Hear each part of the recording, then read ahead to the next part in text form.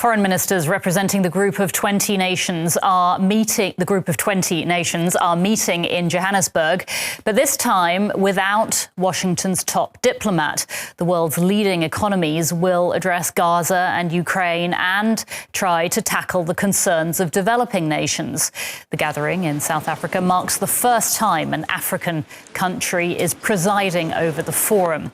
The US Secretary of State, Marco Rubio, has rejected the agenda of solidarity, equality and sustainability and is boycotting the event due to diplomatic tensions with the host country, South Africa.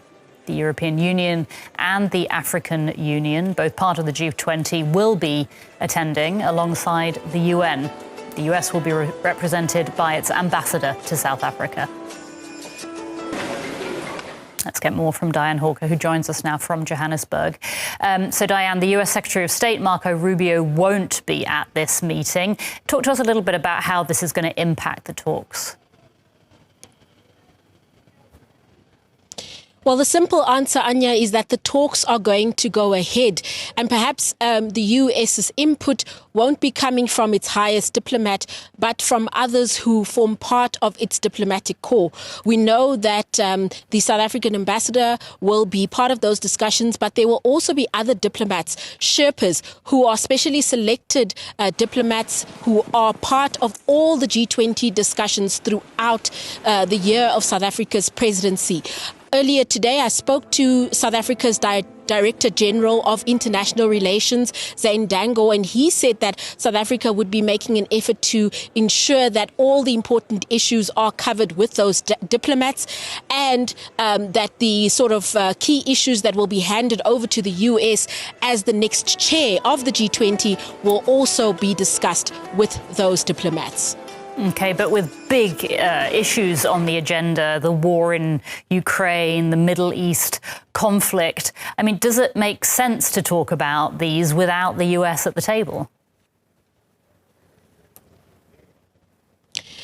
I don't think that the parties represented here have much of a choice. You know, the G20 presidency and its agenda items were announced some time ago before the current US administration took over.